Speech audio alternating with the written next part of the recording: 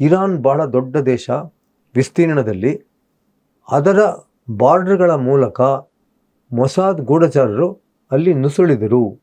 ಎಷ್ಟೋ ಜನ ಮೊಸಾದ್ ಗೂಢಚಾರರು ಬೇರೆ ಬೇರೆ ಮಾರುಭಾಷೆಯಲ್ಲಿ ಇರಾನ್ನಲ್ಲೇ ಸರ್ಕಾರಿ ನೌಕರಿಗೆ ಸೇರಿಕೊಂಡ್ರು, ಇರಾನ್ನಲ್ಲಿ ತಂತ್ರಜ್ಞಾನ ಸೇರಿಕೊಂಡ್ರು.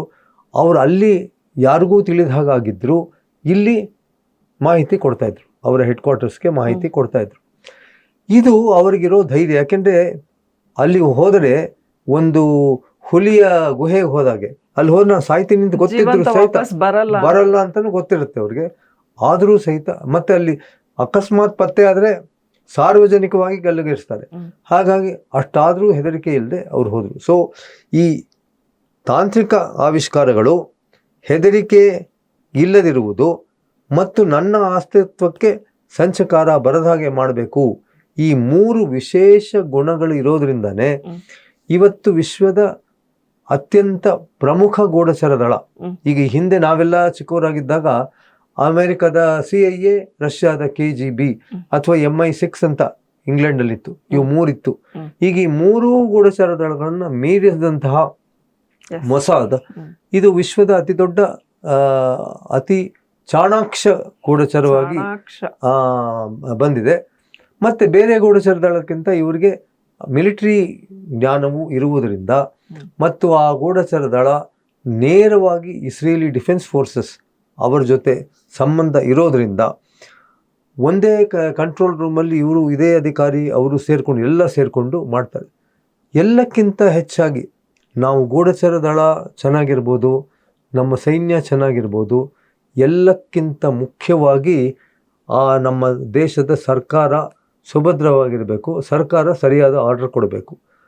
ಅಲ್ಲಿ ಬೆಂಜಮಿನ್ ನೆತನ್ಯಾಹು ಏನಿದ್ದಾರೆ ಅವರಿಗೆ ಮೊದಲಿನಿಂದಲೂ ಇರಾನ್ ಬಗ್ಗೆ ತಾತ್ಸಾರ ಇದೆ, ಮೊದಲಿನಿಂದಲೂ. ಅದು ಕಾರಣ ನನಗೆ ಗೊತ್ತಿಲ್ಲ. ಆದರೆ ನೆತನ್ಯಾಹು ಅವರು ಈಗಾಗಲೇ ಅವ್ರದ್ದೊಂದು ಒಂದು ಮೈನಾರಿಟಿ ಗೌರ್ಮೆಂಟ್, ಕೋalition ಗೌರ್ಮೆಂಟ್ ಇದೆ. ಆ ಗೌರ್ಮೆಂಟ್ ಅವ್ರು ಈಗಾಗಲೇ ಅವ್ರನ್ನ ತೆಗೆದುಹಾಕಬೇಕು, ಈ ವರ್ಷ ಎಲೆಕ್ಷನ್ ಬೇರೆ ಹೋಗ್ಬೇಕು, ತೆಗೆದುಹಾಕಬೇಕು ಅಂತೆಲ್ಲ ಮಾಡಿದ್ರು. ಮತ್ತೆ ನೆತನ್ಯಾಹು ಅವರ ಸೋದರ ಆಪರೇಷನ್ ಎಂಟಬೇನಲ್ಲಿ ಹೋಗಿದ್ರಲ್ಲ, ಅವ್ರ ಸೋದರ ಸತ್ತೋದ. ನೆತನ್ಯಾಹು ಕೂಡ ಇದರಲ್ಲಿದ್ರು. ಬೈದಿವೆ ಬಹಳ ಜನ ಇಸ್ರೇಲ್ ದೇಶದ ಪ್ರಧಾನ ಮಂತ್ರಿಗಳು, ಬಹಳ ಜನ ಡಿಫೆನ್ಸ್ ಮಿನಿಸ್ಟರ್ಸ್ ಮೊಸಾದ್ನಿಂದ ಬಂದವರೇ ಆಗಿದ್ದಾರೆ. ಹಾಗಾಗಿ ಮೊಸಾದ್ಗೆ ಅವರೆಲ್ಲರ ಬೆಂಬಲ ಇದೆ. ಮತ್ತೆ ಮೊಸಾದ್ ಈ ಸರ್ಕಾರದ ಬೆಂಬಲ ಇರೋದ್ರಿಂದ ನಿಖರವಾಗಿ ನೀವು ಹೀಗೆ ಮಾಡು ಅಂತ ಸರ್ಕಾರ ಯಾವುದೇ ಥರದ ಆಂಬಿಗ್ವಿಟಿ ಇಲ್ಲದಂತಹ ಆದೇಶ ಕೊಡೋದ್ರಿಂದ ಅವರು ಬಹಳ ಧೈರ್ಯವಾಗಿ ಮಾಡ್ತಾರೆ. ಮತ್ತೆ ಇಲ್ಲಿಯವರೆಗೆ ನಾನು ಒಂದು ಇನ್ಸಿಡೆಂಟ್ ಬರೆದಿದ್ದೀನಿ ಶಿನ್ಬೆತ್ನಲ್ಲಿ. ಒಂದು ಕಡೆ ಗೂಢಚರ ದಳದ ವೈಫಲ್ಯ ಆಗುತ್ತೆ. ಆ ವೈಫಲ್ಯ ಆದಾಗ ಬೇರೆ ಬೇರೆ ನಾಗರಿಕ ಗುಂಪುಗಳು, ಕೋರ್ಟ್ಗಳು ಇವೆಲ್ಲವೂ ಯಾರು ಈ ಗೂಢಚರ ದಳದ ಮುಖ್ಯಸ್ಥ ಇದ್ದಾನೆ ಇವನ ತಲೆದಂಡ ಕೊಡಬೇಕು ಅಂತ ಹೇಳಿದಾಗಲೂ ಕೂಡ ಅವರು ತಲೆದಂಡ ಕೊಟ್ಟಿಲ್ಲ.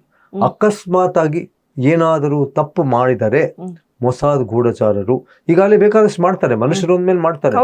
ಆ ತಪ್ಪುಗಳಾದಾಗ ಅದನ್ನು ಯಾವುದನ್ನು ಪರಿಗಣಿಸದೆ ಅವರ ಬೆಂಬಲಕ್ಕೆ ಸರ್ಕಾರ ಇರೋದ್ರಿಂದ ಅವರು ಬಹಳ ಧೈರ್ಯವಾಗಿ ಮುನ್ನುಗ್ತಾರೆ.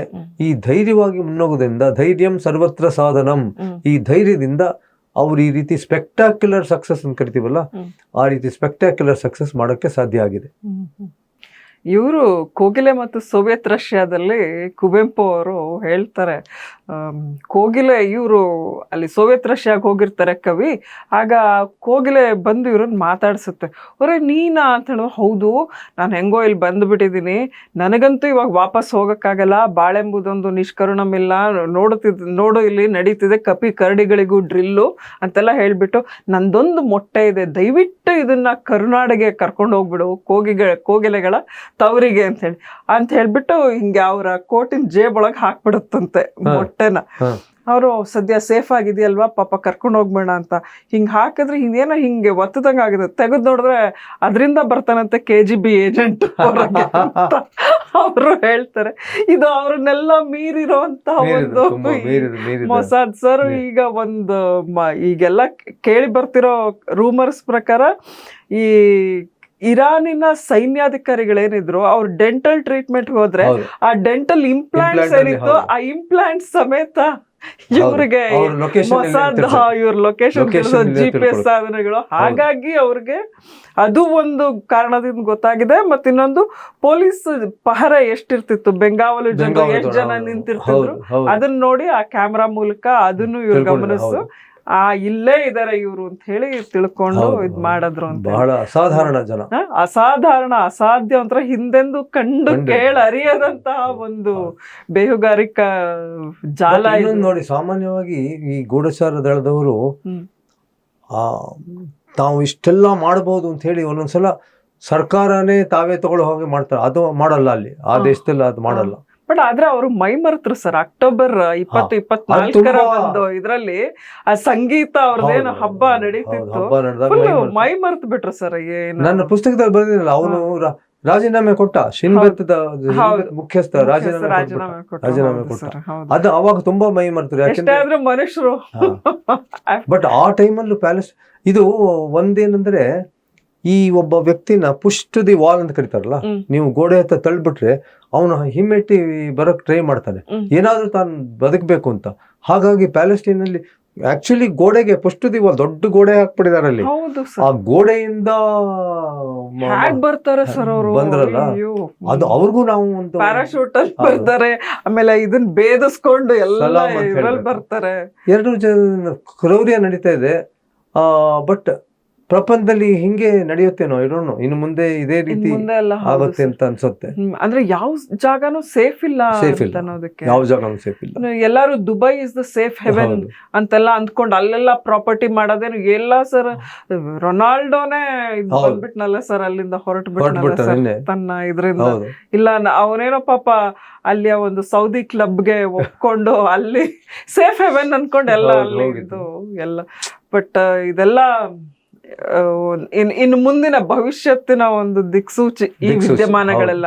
ಇನ್ ಹೇಗಿರಬಹುದು ಇನ್ ಮುಂದಿನ ದಿನಗಳು ಅಂತ ಹೇಳ್ಬಿಟ್ಟು ಬೇಹುಗಾರಿಕಾ ಇದು ಇನ್ನಷ್ಟು ಅಡ್ವಾನ್ಸ್ ಆಗುತ್ತೆ ಅಂತ ಅನ್ಸುತ್ತೆ. ನೆಕ್ಸ್ಟ್ ಲೆವೆಲ್ ಅಂತ ಕರೀತಾರೆ, ನೆಕ್ಸ್ಟ್ ಲೆವೆಲ್ ಸರ್, ಹೊಸ ಲೆವೆಲ್ ಹೊರಟೋಗಿದೆ ಅಂತ ಹೇಳ್ಬಿಟ್ಟು. ಈಗ ನಮ್ಮ ದೇಶದಲ್ಲೂ ಮಾಡ್ತೇವೆ. ಫಾರ್ ಎಕ್ಸಾಂಪಲ್ ನಾವು ನಿಮ್ಗೆ ಗೊತ್ತಿರ್ಬೋದು, ನಾವು ಆಪರೇಷನ್ ಸಿಂಧೂರ್ ಟೈಮಲ್ಲಿ ಪಿನ್ ಪಾಯಿಂಟೆಡ್ ಅಟ್ಯಾಕ್ ಮಾಡಿದ್ವಿ. ಈ ಪಿನ್ ಪಾಯಿಂಟೆಡ್ ಅಟ್ಯಾಕ್ ಮಾಡಕ್ಕೆ ನಮಗೆ ಸಾಧ್ಯವಾಗಿದ್ದು ಇಸ್ರೇಲ್ ಅವರು ಡೆವಲಪ್ ಮಾಡಿದ ತಂತ್ರಜ್ಞಾನದಿಂದ.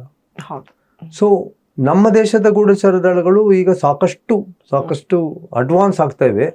ಇನ್ನೂ ಅಡ್ವಾನ್ಸ್ ಆಗಬಹುದು. ನಮ್ಮ ವೈರಿಗಳು ನಮ್ಮನ್ನ ಯಾವ ರೀತಿ ತೊಂದರೆ ಕೊಡದ ಹಾಗೆ ನಮ್ಮ ರಕ್ಷಣೆ ನಾವು ಚೆನ್ನಾಗಿ ಮಾಡ್ಕೋಬಹುದು. ನನಗೆ ಈಗ ತಾನೇ ಅನ್ನಿಸ್ತಿತ್ತು ಇಲ್ಲಿಗೆ ಬರುವಾಗ, ಈ ಯಾವ ರೀತಿ ಇರಾನದ ನ್ಯೂಕ್ಲಿಯರ್ ಫೆಸಿಲಿಟಿ ಧ್ವಂಸ ಮಾಡಿದ್ರು, ನಾವು ಟೈಮ್ ಸಿಕ್ಕಿತ್ತು ಮಾಡ್ಬಿಡೋದಾಗಿತ್ತು. ಪಾಕಿಸ್ತಾನದ್ದು ಹೋದವ್ರು ಬಂದ್ಬಿಟ್ವಲ್ಲ ಸರ್, ವಾಪಸ್ ಪಾಕಿಸ್ತಾನ ಬಂದ್ಬಿಟ್ವಲ್ಲ, ಹೆದರು ಬಂದ್ಬಿಟ್ವಿ ನಾವು. ಇಂಟರ್ನ್ಯಾಷನಲ್ ರಾತ್ಗೋಸ್ಕರ ಅಂತಾರಾಷ್ಟ್ರೀಯ ಒಂದು ಇದನ್ನ ನಾವು ಫೇಸ್ ಮಾಡ್ಬೇಕಾಗತ್ತೆ ಅಂತ ಹೆದ್ರು ಬಂದ್ಬಿಟ್ವಿ. ಇಲ್ಲ ಅಂತ ಹೇಳಿದ್ರೆ ಆಗ್ಬಿಡ್ತಿತ್ತು ಸರ್. ಎಂತ ನಾನೊಂದು ಪುಸ್ತಕ ಬರೆದಿದ್ದೀನಿ, ಏಟಿಗೆ ಇದೆ ರೇಟು ಅಂತ. ನಮ್ಮ ರಾ ಬಗ್ಗೆನೆ ನೀವು ಮೊದ್ಲೇ ಹೇಳಿದ್ರೆ ನಾನು ಹೋಗ್ಬೇಕು ಅಂತ ಬಹಳ ಆಸೆ ಇತ್ತು. ನಮ್ಮ ರಾ ಗೂಢಚಾರರು ಇಲ್ಲಿ ಬೆಂಗಳೂರಿನಲ್ಲಿ ಈಗಿದ್ದಾರೆ. ಅವ್ರಿಗೆ ಪಾಕಿಸ್ತಾನಕ್ಕೆ ಹಾಕಿದ್ರು. ಪಾಕಿಸ್ತಾನದಲ್ಲಿ ಅವರು ಇಸ್ಲಾಮಾಬಾದ್ನಲ್ಲಿ ಇದ್ರು. ಅವ್ರಿಗೆ ಹಾಗೂ ಈಗ ಒಂದು ಮಾಹಿತಿ ಎಲ್ಲೋ ಇದು ಬಂತು, ಗುಪ್ತ ಮಾಹಿತಿ, ಇಲ್ಲಿ ಒಂದು ನ್ಯೂಕ್ಲಿಯರ್ ಇದು ಮಾಡ್ತಿದ್ದಾರೆ, ಪರಮಾಣು ರಿಯಾಕ್ಟರ್ ಹಾಕ್ತಿದ್ದಾರೆ ಅಂತ ಗೊತ್ತಾಯ್ತು. ಅದು ಬಹಳ ಹತ್ರನೇ, ಇಸ್ಲಾಮಾಬಾದ್ಗೆ ಬಹಳ ದೂರ ಇರಲಿಲ್ಲ, ಹತ್ರನೇ ಇತ್ತು. ಅವರು ಬಸ್ಸಲ್ಲಿ ಹೋದರು. ತುಂಬ ಸೆಕ್ಯೂರಿಟಿಯಲ್ಲಿ ಹೇಗೆ ಪತ್ತೆ ಮಾಡೋದು ಅಂತ.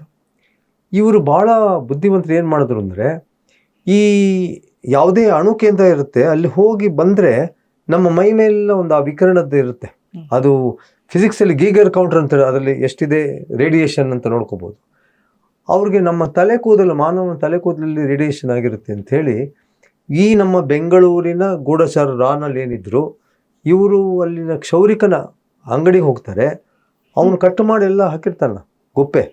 ಆ ಗುಪ್ಪೆ ಕೂದಲನ್ನೆಲ್ಲ ಒಂದು ಪ್ಲಾಸ್ಟಿಕ್ ಚೀಲದಲ್ಲಿ ಹಾಕ್ಕೊಂಡು ಬಂದು ಗುಪ್ತವಾಗಿ ಅದನ್ನು ಡೆಲ್ಲಿ ಕಳಿಸಿ ಡೆಲ್ಲಿನಲ್ಲಿ ನಮ್ಮ ಲ್ಯಾಬೊರೇಟರಿಲಿ ಅದನ್ನು ಮಾಡಿ ಹೌದು ಇದು ನಾವೇ ಫಸ್ಟ್ ಅಮೇರಿಕಾದವ್ರು ಹೇಳೋಕ್ಕಿಂತ ಮುಂಚೆ ಇಂಡಿಯಾದವರೇ ನಮ್ಮ ಗೋಡಸಾರು ಫಸ್ಟ್ ಹೇಳೋದು. ಆ ಟೈಮಲ್ಲೇ ನಾವು ಸ್ಟಾಪ್ ಮಾಡಿಸ್ಬೋದಾಯಿತು, ಆದರೆ ಆ ಟೈಮಲ್ಲಿ ಆಗಲಿಲ್ಲ. ಈಗ ನೋಡಿ ಅವರು ನಮ್ಮಿದ್ದೆ ನಾವು ಇವತ್ತು ಕೂಡ ನಮ್ಮ ಹತ್ರ ನ್ಯೂಕ್ಲಿಯರ್ ಬಾಂಬ್ ಇದೆ ಅಂತ ಹೇಳ್ತಾನೆ ಅವನು, ಪಾಕಿಸ್ತಾನದ ಅಧ್ಯಕ್ಷ. ಅದನ್ನು ನಾವು ಮುಗಿಸ್ಬಿಟ್ಟಿದ್ರೆ ಇವ್ರು ಮಾಡಿದಾಗೆ ನಮ್ಗೆ ಇನ್ನೊಂದು ಸ್ವಲ್ಪ ಅವ್ರ ತರ ಧೈರ್ಯ ಬರಬೇಕು ಅಂತ ಧೈರ್ಯ ಇಲ್ಲ ಸರ್, ಧೈರ್ಯ ನುಗ್ಗಿ ಇದ್ ಮಾಡೋ ಧೈರ್ಯ ಇಲ್ಲ. ಇಲ್ಲ ಅಂತಂದಿದ್ರೆ ಮಾಡಿರೋರೇನ. ಆಮೇಲೆ ಏನಂದ್ರೆ ಪೊಲಿಟಿಕಲ್ ವಿಲ್ ಆಲ್ಸೋ ಮ್ಯಾಟರ್ಸ್. ನಮ್ಮಲ್ಲಿ ರಾಜಕೀಯ ಇಚ್ಛಾಶಕ್ತಿ ಬಹಳ ಕೊರತೆ ಇದೆ. ಬಹುಶಃ ಅದು 70s ಮುಗ್ದೋಯ್ತು ಅಂತ ಅನ್ಕೊಳ್ತೀನಿ. ಯಾವಾಗ ನಾವು ಪರಮಾಣು ಇದನ್ನ ಫಸ್ಟ್ ಮಾಡಿದ್ವಿ ಪರೀಕ್ಷೆ, ಅದು ನೋಡಿ ಅಮೆರಿಕ ಬಾಂಗ್ಲಾದೇಶ್ ಕ್ರಿಯೇಷನ್ ಎಲ್ಲ ಆಗಿರೋದು ಪೊಲಿಟಿಕಲ್ ವಿಲ್ ಇಂದ. ಮತ್ತೆ ಅಟ್ ದ ಸೇಮ್ ಟೈಮ್ ಅವಾಗ ಇಂದನೂ ಸಪೋರ್ಟ್ ಇತ್ತು. ಮತ್ತೆ ಇವ್ರು ಫೀಲ್ಡ್ ಮಾರ್ಷಲ್ ಮನೇಕ್ಷಾ ಇದ್ರು. ಸೊ ಇದೆಲ್ಲ ಒಂದು ಆ ಟೈಮಿನ ಒಂದು ಕೋಆರ್ಡಿನೇಷನ್ ತುಂಬಾ ಚೆನ್ನಾಗಿರೋದ್ರಿಂದ ಸೊ ಅದೆಲ್ಲ ನಮ್ಮ ಭಾರತಕ್ಕೆ ಅವತ್ತು ಒಂದು ಮೈಲ್ ಸ್ಟೋನ್ ನಿಲ್ಲಿಸ್ಲಿಕ್ಕೆ. ಇವತ್ತು ಬಾಂಗ್ಲಾದೇಶ ರಾನೇ ಕಾರಣ ಅಲ್ಲ, ಇವತ್ತಿಗೂ. ಹೌದು. ಅಂಡ್ ನಮ್ಮ ಪೋಖರನ್ ಬ್ಲಾಸ್ಟ್ ಆಗೋ ತನಕ ಯಾವನ್ ಗೊತ್ತೇ ಆಗಿರ್ಲಿಲ್ಲ, ಅಷ್ಟು ಗುಟ್ಟಾಗಿಟ್ಟಿದ್ವಿ.